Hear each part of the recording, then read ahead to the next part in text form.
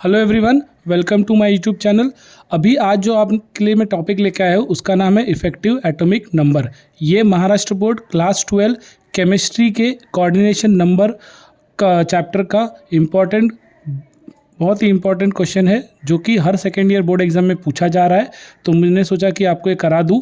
तो देखिए, इसमें इफ़ेक्टिव एटॉमिक नंबर इसको बोला जाता है। ये रूल बताता है कि a metal ion continues to accept electron pairs till it attains the electronic configuration of next noble gas. इसका मतलब कोई भी मेटल आयन है वो कब तक इलेक्ट्रॉन पेयर एक्सेप्ट करेगा, जब तक कि उसकी इलेक्ट्रॉनिक कॉन्फ़िगरेशन उसके नेक्स्ट वाले नोबल गैस के बराबर ना हो जाए। नोबल गैस कौन से होते हैं? जो किसी भी केमिकल रिएक्शन में पार्टिसिपेट नहीं करते। ठीक है, तो इसी तरह EN रूल को ऐसा भी बोला जाता है कि total number of electrons around the central metal ion in the complex structure को आपके टीचर ने आपको पढ़ाया ही होगा, बस हमें उसके न्यूमेरिकल सॉल्व करने हैं। तो वैसे ही जो नोबल गैस है वो या तो टोटल इलेक्ट्रॉन का नंबर कितना होना चाहिए 18 या तो 36। उसके बाद क्या होगा, जेनॉन के लिए 54, फिर रेडॉन के लिए 86। इन्हीं इलेक्ट्रॉन अगर जो टोटल संख्या है वो इन्हीं के बराबर आ जाए तो हम बोलेंगे कि वो पूरा कॉम्प्लेक्स EN रूल एक्सेप्ट करता है, ओबे करता है। अगर नहीं आया तो हम लिखेंगे नहीं करता है। ऐसा भी क्वेश्चन आएगा। तो ये नंबर्स आपको इंपॉर्टेंट है। आर्गन का 18, क्रिप्टॉन का 36, जेनॉन का 54, रेडॉन का 86। ये आपको याद रखना है। उसके बाद EN नंबर का फॉर्मूला है कि that is total number of electrons of metal ion, ठीक है, plus total number of electron donated bye ligand. अब लिगेंड क्या होता है? लिगेंड है the species surrounding the central metal ion. Central metal ions के सराउंडिंग में जो भी स्पीसीज होगा उसे बोला जाता है। इसे ऐसा भी बोला जाता है कि इलेक्ट्रॉन डोनर। ठीक है, तो ये इनका जो फॉर्मूला है, जो आपको मेन इंपॉर्टेंट चीज़ है वो ये याद रखना है, Z - X + Y। Very very very important, Z - X + Y। जहाँ पे Z मतलब होता है atomic number of metals, X मतलब होता है number of electron lost by metal to form the ion, और Y मतलब होता है number of electron donated by ligands.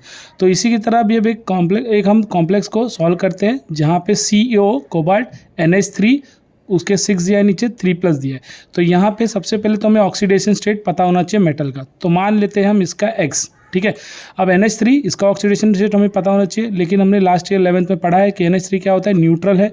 तो इसलिए यहाँ पे तो क्या होगा 0 इक्वल्स टू किसके बराबर आएगा, इस 3 के बराबर। तो हम लिखेंगे X, NH3 का कितना लिखेंगे +0 इक्वल्स टू कितना 3। तो इसीलिए X क्या आ गया 3।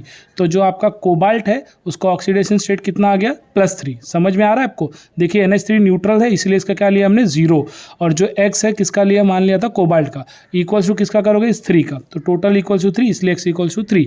इसलिए कोबाल्ट का ऑक्सीडेशन स्टेट कितना आ गया +3। अब लिगेंड्स डोनेट कितना, ये 6 दिख रहा है आपको। तो यहाँ पे अगर 6 है तो ये पेयर में इलेक्ट्रॉन डोनेट करते हैं। तो अगर यहाँ पे 6 है तो 6 2 = 12। तो टोटल इलेक्ट्रॉन कितना हो जाएंगे 12। तो इसलिए लिगेंड्स कितना डोनेट कर रहा है, इलेक्ट्रॉन 12। तो अभी हमें क्या क्या पता चल गया, ये जो 3 था ये हमारा क्या हो गया X, और जो 12 आया ये हमारा क्या हो गया Y। अब फॉर्मूला में हमें क्या लिखना है, Z - X + Y। Z मतलब मेटल का टोटल एटॉमिक नंबर, तो यहाँ पे कोबाल्ट है तो इसका एटॉमिक नंबर कितना है 27। याद रखिए, आपको ये रट के रखना है। 27 हमने यहाँ पे लिख दिया। X की वैल्यू क्या है, जो ऑक्सीडेशन स्टेट है 3 रख दी। लिगेंड डोनेटेड की कितना है 12 इलेक्ट्रॉन, क्यों, क्योंकि यहाँ पे 6 था। तो 6 2 = 12। तो 27 - 3 कितना हो जाएगा, 24 हो जाएगा, +12 कितना हो गया 36। इसका मतलब ये EN रूल भी ओबे करता है, क्योंकि इसका जो टोटल नंबर ऑफ इलेक्ट्रॉन्स आया है वो किसके बराबर है, नोबल गैस के ना, 36 के। इसीलिए ये ओबे करता है। ठीक है, तो इसी तरह आपको एग्जाम में सॉल्व करने के लिए 2 मार्क के लिए आता है। और देखिए मार्च 2014 में क्वेश्चन पूछा गया है। आई होप आपको ये समझ में आया होगा।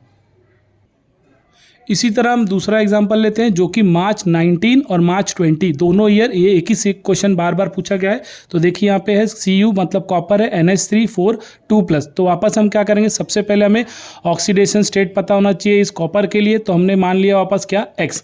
अब देखिए वापस यहाँ पे अमोनिया NH3 आ गया, तो क्या है न्यूट्रल है, तो 0 लिखेंगे, इक्वल्स टू किसके बराबर है 2। तो यहाँ पे लिख दिया 2, तो इसलिए X किसके बराबर हो गया 2। तो ऑक्सीडेशन स्टेट ऑफ कॉपर कितना आ गया 2।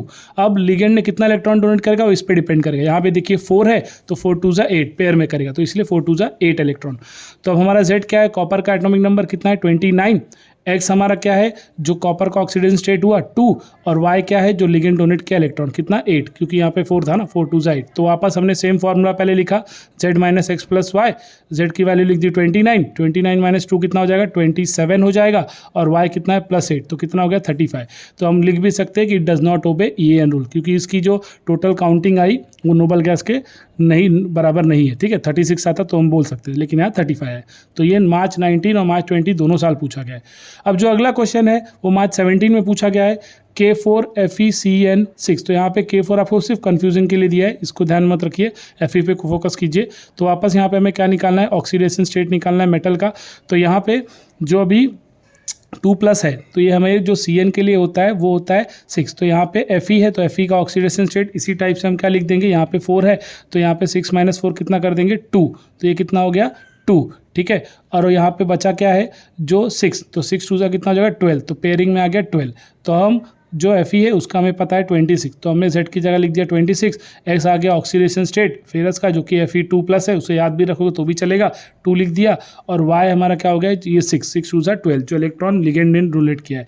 तो यहाँ पे वापस 26 - 2 कितना हो जाएगा 24 हो जाएगा, +12 है तो कितना हो गया 36। तो इसका ये EN रूल ओबे करता है, क्योंकि उसका जो टोटल काउंट आया है वो 36 है, जो कि नोबल गैस के बराबर है।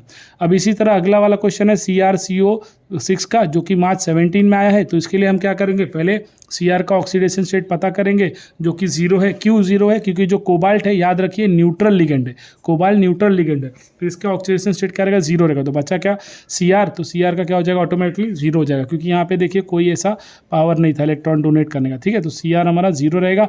और ये जो 6 है 6 2 12, तो टोटल इलेक्ट्रॉन का काउंट कितना हो गया 12। तो हमारा y कितना आ गया 12, x कितना हो गया 0। क्यों 0 हो गया, क्योंकि कोबाल्ट जो था हमारा न्यूट्रल लिगेंड, तो न्यूट्रल लिगेंड के लिए क्या होता है 0। और Cr क्रोमियम है तो 24, तो 24 + 12 कितना हो गया 36, ठीक है।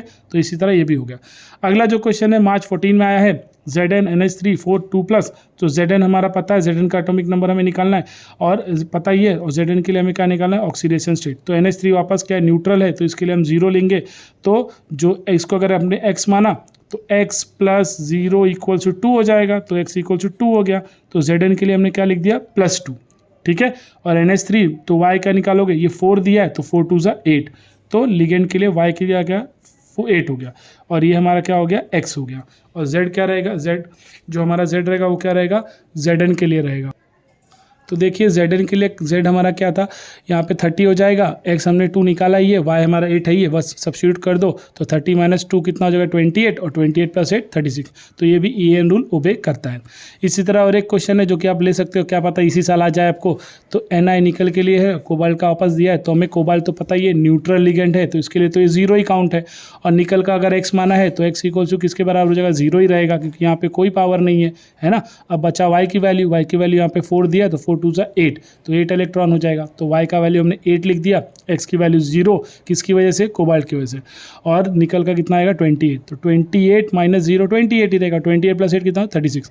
तो याद रखिए स्टूडेंट्स, आई होप आपको ये कंसेप्ट समझ में आ गया होगा, करके ही जाइए, क्योंकि 2022 में नहीं आया है क्वेश्चन, और 21 में बोर्ड एग्जाम हुआ ही नहीं है। तो ये साल वापस लिगेंड का क्वेश्चन आ सकता है EN रूल का, ठीक है। बहुत बहुत इंपॉर्टेंट क्वेश्चन है, मस्ट डू क्वेश्चन है, मतलब आपके 2 मार्क्स गारंटी हो सकते हैं अगर एग्जाम में आ गया तो, और बहुत चांसेस है आ जाएगा। तो आई होप आपको ये समझ में आया होगा। प्लीज़ वीडियो को लाइक कर दीजिए, चैनल को सब्सक्राइब कर दीजिए अगर नए हो तो। थैंक यू, पढ़ते रहिए।